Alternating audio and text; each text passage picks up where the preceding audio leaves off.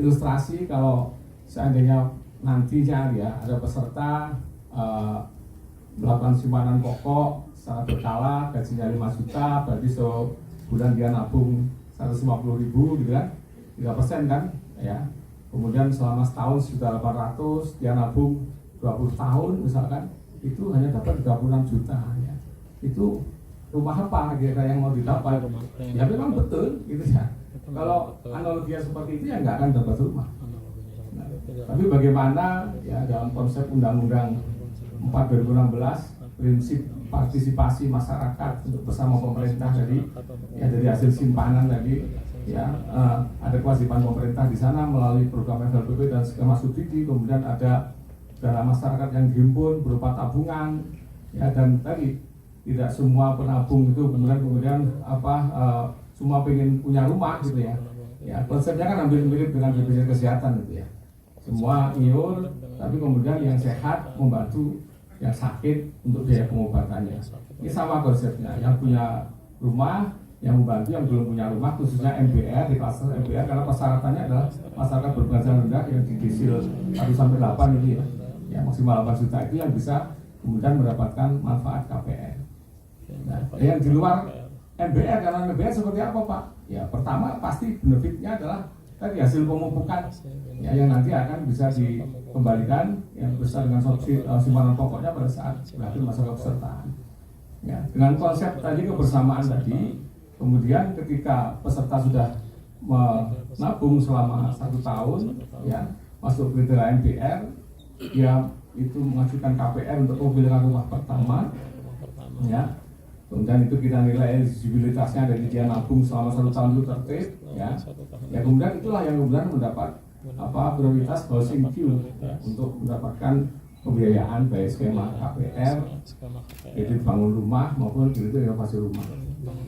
Nah ke depan ini saat ini sedang kita kembangkan juga, ya setelah seiring dengan upaya untuk terus meningkatkan kualitas tata kelola ya, dalam rangka melindungi hak peserta. Skema-skema ya nantinya mungkin kredit inovasi rumah itu bukan hanya untuk MBR, tapi yang penabung mulianya yang kita sebut penabung mulia itu yang ikut itu ya, ikut nabung, tapi juga tidak bisa mendapatkan manfaat KPR, itu bisa juga mengakses kredit untuk inovasi rumah maupun kredit bangun rumah. Ya, ini yang sedang kita skemakan ya. Jadi konsepnya tadi kalau kemudian pooling fund tadi berjalan, semakin gede pooling fundnya, semakin banyak penabung mulianya, akan semakin bisa membantu percepatan kepemilikan rumah bagi masyarakat berpenghasilan rendah yang belum punya rumah. Dan ini sudah menjadi best practice di banyak negara. Ya, konsep CPF, ya Central Provident Fund di Singapura ya seperti itu. HPF, Housing Provident Fund di China ya seperti itu. Di Brasil seperti itu. Bauspar di Jerman ya kurang lebih seperti itu. Dan di berbagai negara lain, di Meksiko, di Vietnam, ya. Jadi konsepnya seperti itu, ya. Tidak kemudian kalau nabung segini dapat rumah apa, ya. Tadi, ya. Nah, ini yang terus kita kembangkan ya. Dan saat ini ya belum ada ya, wacana untuk diimplementasikan, ya. Dengan tetap memperhatikan juga aspirasi masyarakat, ya. Dan perkembangan tuntutan masyarakat ya. Walaupun di skema FLPP ini saat ini sudah kita kembangkan juga dalam rangka memfasilitasi Gen Z untuk bisa aspirasi punya rumah, nanti bisa tenornya sampai 35 tahun. Jadi FLPP yang APBN tadi, ini berbagai skema yang terus dikembangkan juga oleh Pak Heri. Ya. Ya. Ini sementara ini itu ya mungkin ya. Jadi itu saya seperti itu, mungkin Pak Heri silahkan. Terima kasih.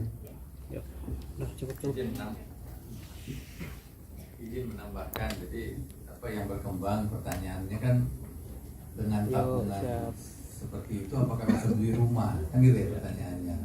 Jadi mohon dipahami bahwa tabungan tadi adalah bagian dari dana yang dikumpulkan untuk nanti dipupuk, ya, diinvestasikan.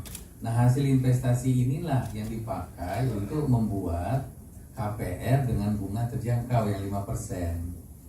Nanti si peserta tadi bisa mengajukan seperti Pak Heru sampaikan, mengajukan KPR tadi yang 5%, sehingga terjangkau bagi dia dengan bunga 5%. Kalau dia ke pasar bunganya 11%, 50% lebih rendah seperti itu. Nah makin banyak yang menjadi anggota, makin cepat dana abadi ini terbentuk, makin besar yang bisa dilayani. Tapi itu pun digabung dengan yang dari APBN. Ya, nanti hari ini memang terpisah dia, ada FLBP, ada BP Tapera. Nah, ke depan bisa digabung sehingga ini jadi blended, gabungan dari keduanya. Nah, dengan cara ini akan lebih banyak lagi yang bisa memperoleh manfaat. Kira-kira begitu konsep gotong royong. Terima kasih.